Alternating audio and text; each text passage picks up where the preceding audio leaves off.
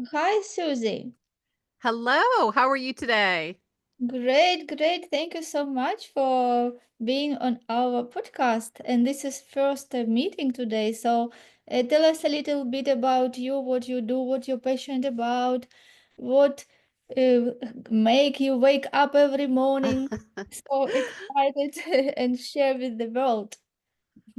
Absolutely. So I am Susie Deville. I am the founder and CEO of the Innovation and Creativity Institute, and I help entrepreneurs and visionary leaders connect with their innate creativity, home in on who they truly are, and unlock their entrepreneurial potential.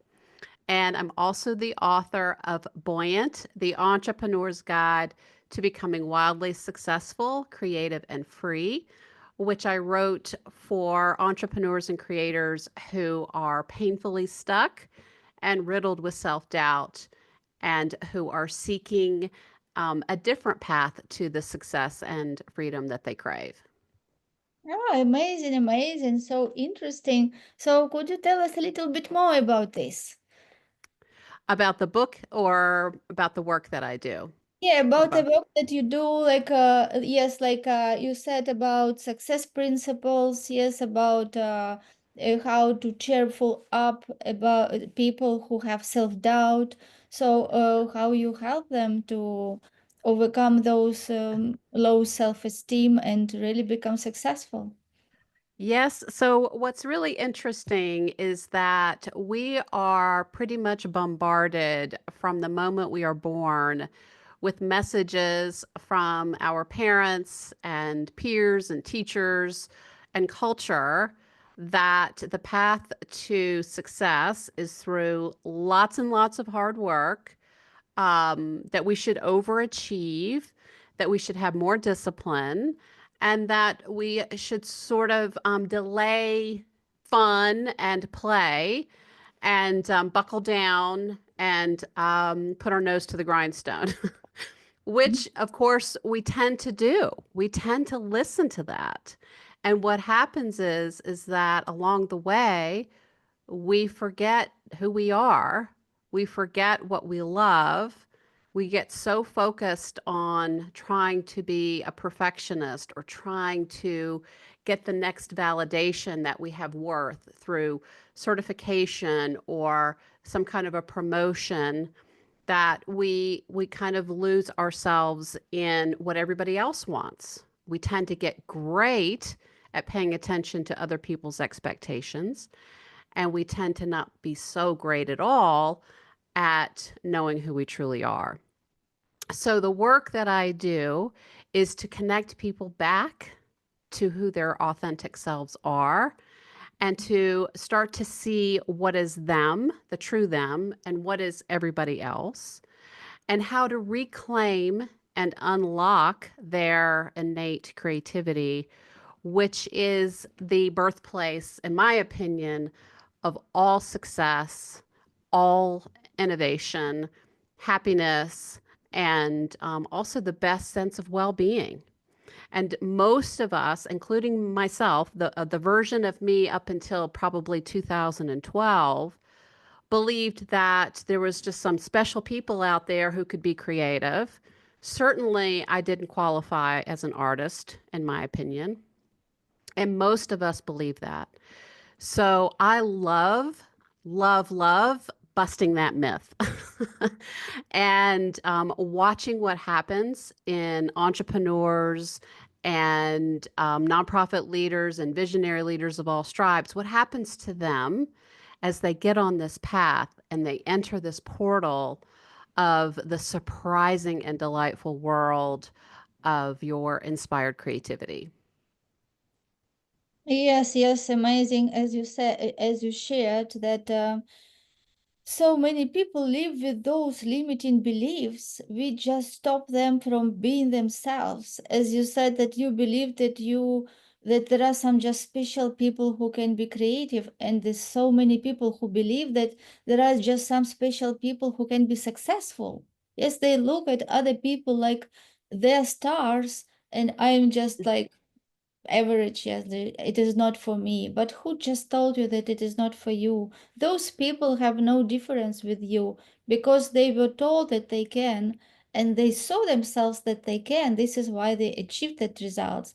And this is just a matter how you look at yourself and what you allow yourself to think is possible for you and not possible. So this shift in the mind, when you start opening it and understand that everybody has the equivalent opportunities. Yes, we are born with so many unique talents and gifts, which are buried under all these viruses, like all these limiting beliefs, all these paradigms, society paradigms, family paradigms. Yes, and it is very difficult these talents and gifts to come out and shine because so many layers of all those blocks. And yeah, so when people understand that we just have to remove those blocks, you're already perfect. You already have everything you need to shine and to be your best self. Yes, so it's amazing what you do and helping people to find themselves, yes, who they truly are. Well, and I want to point out too something that you have just touched upon, which is so important, and that is remembering what the role is that our brains play in this process. Our brains, our human brains, are fabulous, right? We love our brains. And they come wired for scarcity and survival, and not so much about abundance and creativity. So, in addition to these cultural messages that we get, the brain is chiming in too, echoing what culture is saying to us. So, we kind of have this two-pronged, offense against us. And it's easy to get that to be turned around once we become aware and we start to observe what our thoughts are and tie them to these, as you call them, these old limiting beliefs. We can start to spot where the lies are coming from our brains. And then we have an opportunity to go, okay, I have an opportunity to think about this in a different way. What do I want? How do I want to feel? And begin to take just small, like ridiculously small steps, one at a time, toward the goal that we have in mind or the dream that we're curious about. And that first step could be a phone call, it could be sending an email, it could be asking someone for some advice. It doesn't have to be what we make in our mind to be this enormous chasm that we have to leap across and perish if we make a mistake. This is a joyful unfolding. This is an opportunity to play, get curious, and not have the stakes be so incredibly high in our mind. Because when we kind of just roll into a new way of thinking and a new way of being and acting, then we ignite something within ourselves that looks a whole lot like courage and feels delicious. And we start to have this willingness to take bold action. Yes, exactly. I often say my daughter that believe that you are not your brain. Yes, it is important to understand that we are not our body, we are not our brain, that we have three parts. Yes, we dwell in three planes simultaneously. That the plane of our spiritual, yes, spiritual being, that is our thoughts. Also, the plane of intellect, where we have intellect, we can generate ideas, and the also physical body. And the brain is just a physical mass, yeah, of elements in our body, and it is not us. And when we identify this, that this what we think, actually it is not even thinking. Yes, I like how Napoleon Hill in his book Outwitting the Devil said that only 2% of people think, 3% of people think that they think, and 95% of people would rather die than think. It means that yes, it means that thinking is not just having mental activity, which our brain is just programmed the second way, that we were told so many times, and through repetition, all this idea just went into subconscious mind. Yes, and this is how we got conditioned to think, and this is how many people, something happens and they say something even before they think, and then Mhm. they start thinking and they say, oh, did I say that? Oh, Mhm. I don't even think about like why I would say that, right? And then they regret what they said or what they do because they just react. Yes, like Mhm. reaction comes faster than thinking, because thinking, you need to take pause and think, like think about situation and then respond according to what you think is right.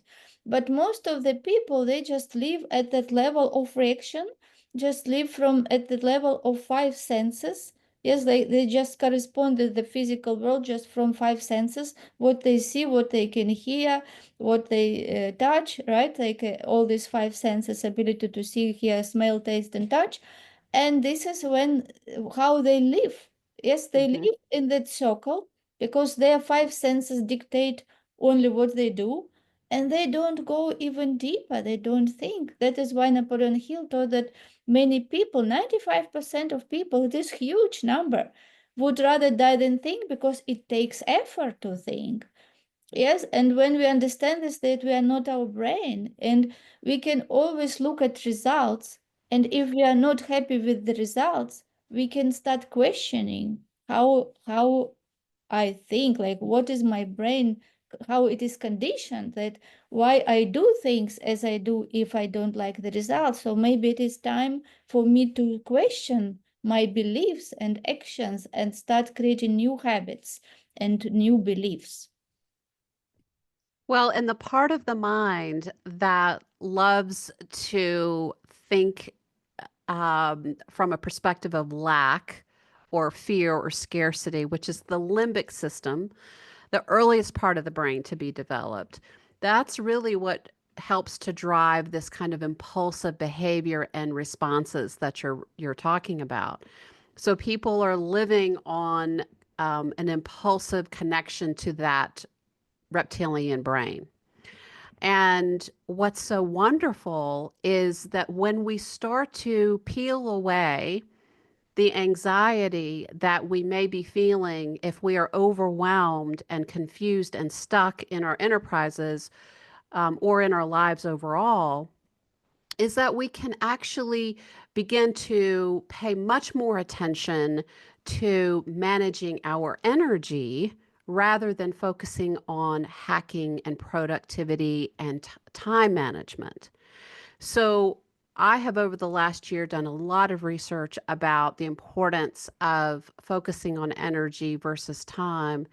And what happens is that this experience that we have during most of the day, which is there's not enough, right? There's not enough time. There aren't enough resources. There's not enough help. Um, all of that kind of limiting structure that's in the mind, we can start to actually turn that on its head because with a few practices that I have implemented, I've kind of taken things in the world and created a series of morning practices that we can do that helps us to stop that kind of thinking and that sort of avoidance of thinking that Napoleon Hill is talking about. Most of us not only don't want to think, we certainly don't want to feel. So much of the day is spent in this sort of frenetic buzzing activity that not only does the job of preventing us from thinking or connecting into our best brain, but it also avoids that icky feeling part.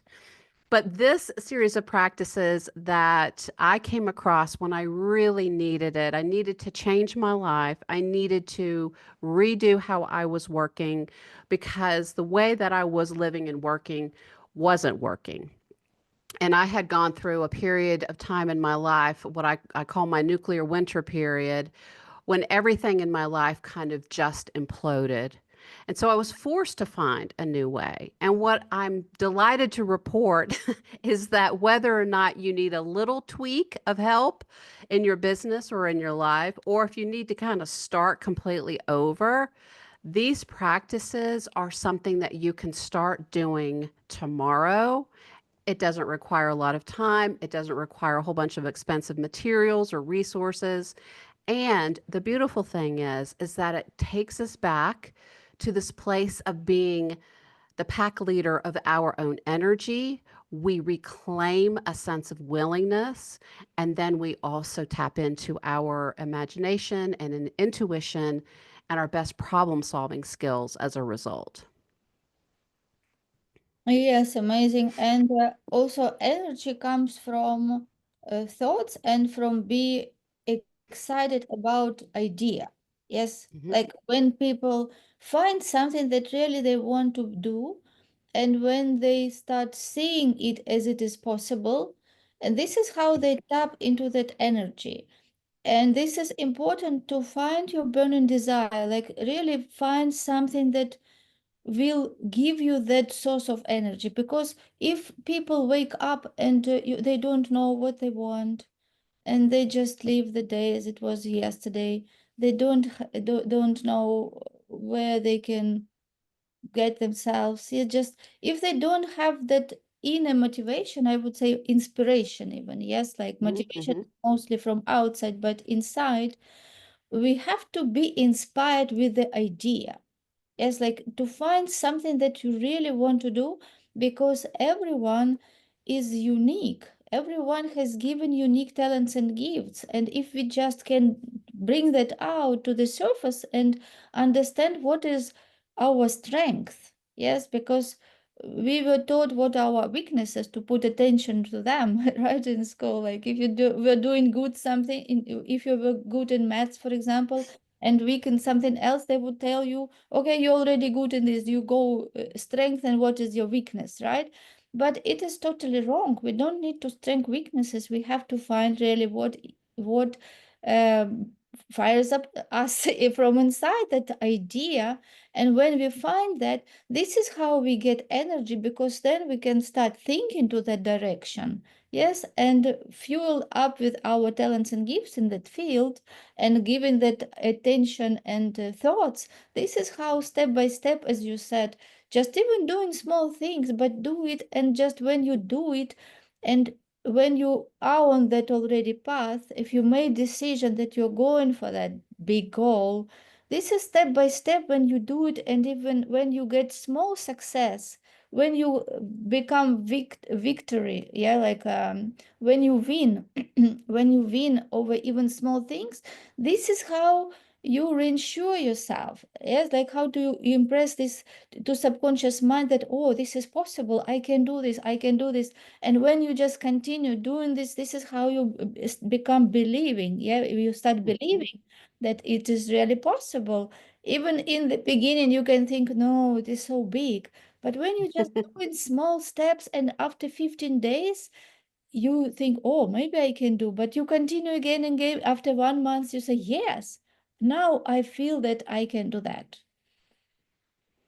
What I love about what you're saying is that it's exactly what the burned out, overwhelmed, stuck entrepreneur and or leader needs to hear.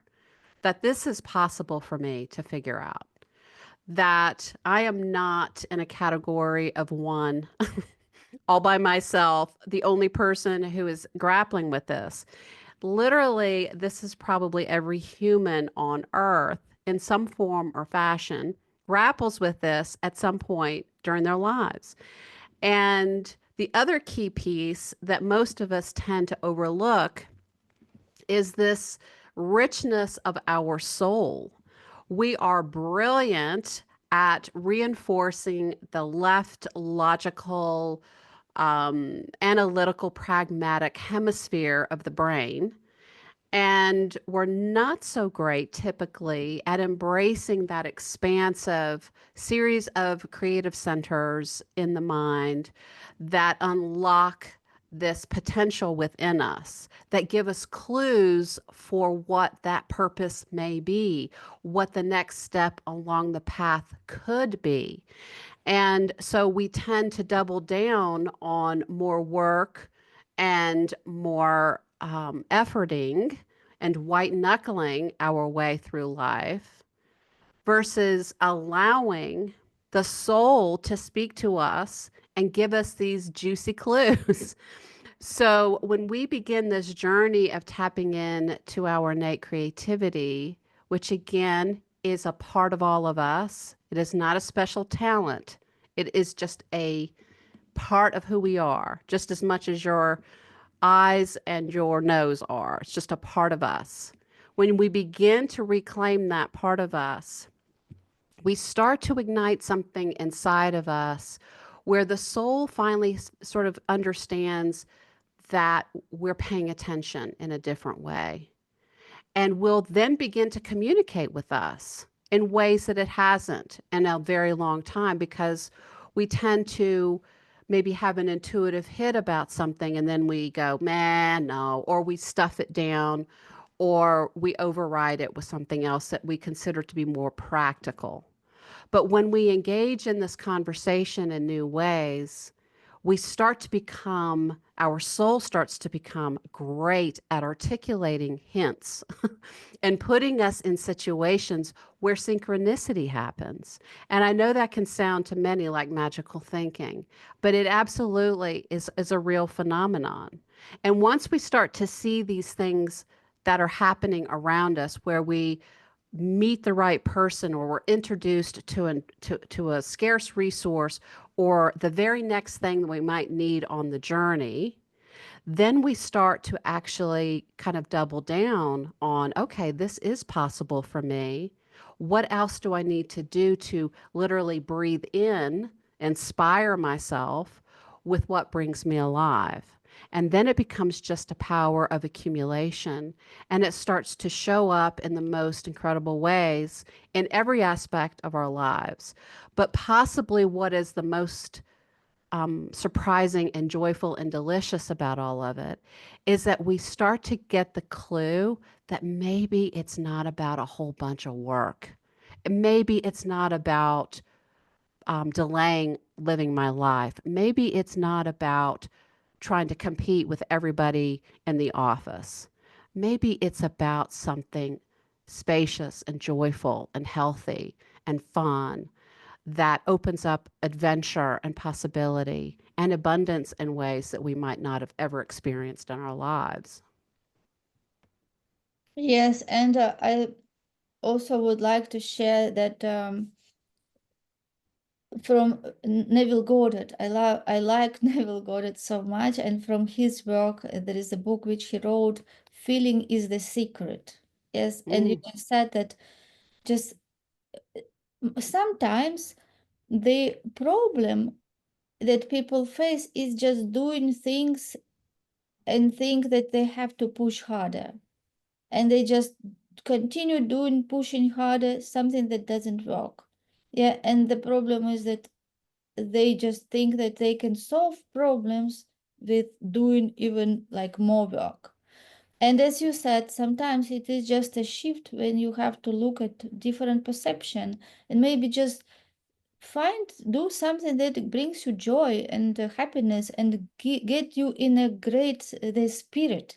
When you get excited, when you feel well, and from that space start projecting those feelings to your future, because we don't get in life what we want.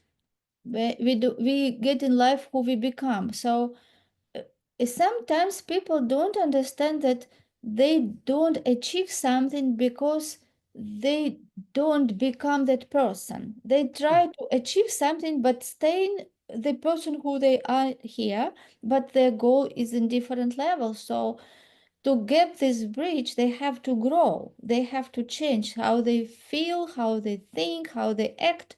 So sometimes it takes totally to have a different view. As you said, you had that setback many years and then you understood it. You have to find another way, right? This is how you start challenging the ways how you thought what you was doing because it didn't bring you desired results.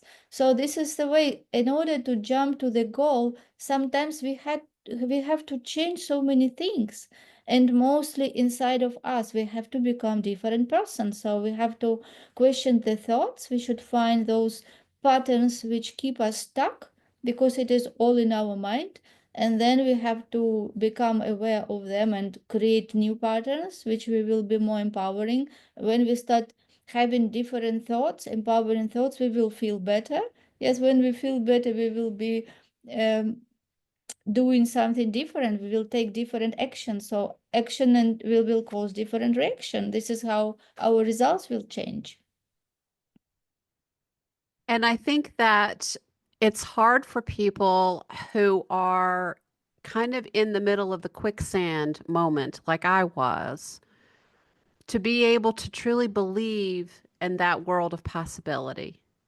When you're suffering so much, the mind kind of doubles down on those limiting beliefs. And so it's almost like we're in a rushing river going through these whitewater rapids, and we need to be able to grab onto a branch from a tree that's over the river to pull ourselves out. And it's that decision to look for the branch, which is the most important thing. Because once we decide we're going to look for the branch, we're going to see them everywhere.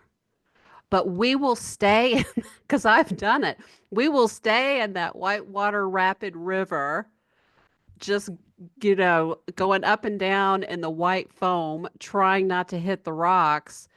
And it won't even occur to us, oh, maybe I should try to pull myself out of here and look for the way out, look for the solution, look for the first step. So, if for any folks who are listening who are grappling with this themselves, take heart in knowing that there are branches everywhere and there's lots of them that will work for you. Yeah, sometimes it just needs a little shift, like 1 millimeter shift in your mind to open your mind and look at things from different perception, because there are always solutions from every situation. And why we don't see them? Because we don't see them. It is like a horse, yes, on the race when it is put this limitations that she cannot see up, left and right, only can look certain Straight ahead. straight ahead. And sometimes, yes, like when sometimes we just push hard and we think, okay, I have to do more, I have to do more. And then if we don't understand that there can be less effortless ways. And it is not that sometimes when people say effortless way, they think, oh, effortless way, it means that it doesn't worth because effortless way, it means that it doesn't value. It is totally opposite. It means that effortless way, it is when you do certain things in a certain way which gives you results, not when you do things in the way which don't give you results and you spend so much energy, you are in stress, you have anxiety, and you don't see even how it will finish, yeah, how it will come to the happy end. So look for that effortless way. It means that change your perception, speak with people, look for mentor, look for coach who can see your potential and maybe show you a little bit shift how to look at the situation or what to do, because there is always the way. And believe in yourself and have faith. Also have faith that things are going to be good, that things are going to be solved, and look for that solution because it will come when you are ready. And as Tim Ferris would say, be willing to let the solution be easy, right? It doesn't have to be 40,000 hoops. It doesn't have to be jumping across a chasm of alligators. It doesn't have to be working yourself to the bone. It can be a very beautiful, very fun, very delicious, very easy solution. Yes, and you can just write it down what Susie told, just write down. Yes, that I'm so happy and grateful that I found this such a great solution that is easy, effortless way, and I achieved.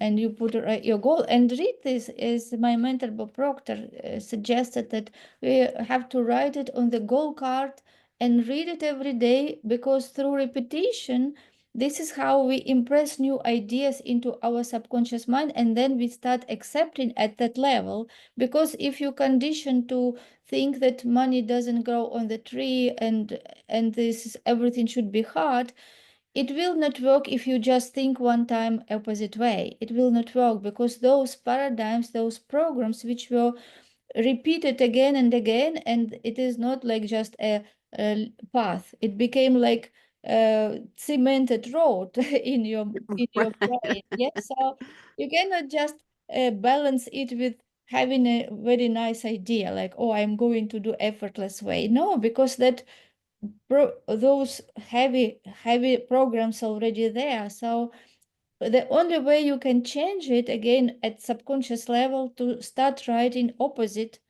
and repeat every day, read every day, have this go card with you, and this is how you will start thinking, oh, I can believe that this is possible. Yes, and through repetition you will start more focusing on things which really will bring you better results.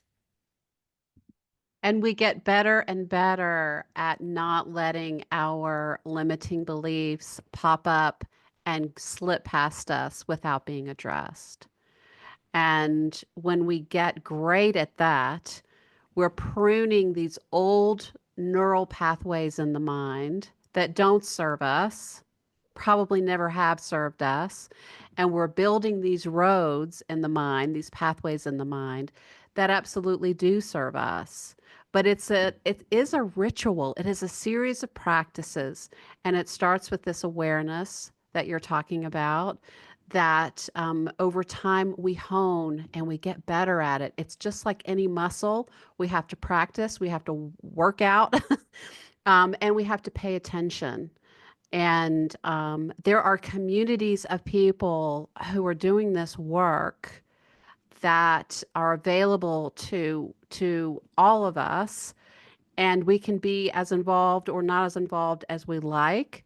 But there are opportunities for us to do this work in community, and have accountability, whether it's with a coach or with a friend or with a fellow member of a group, whatever it is, where we can stay in this heightened sense of awareness and this ability to follow through on doing the work that really matters the most to us.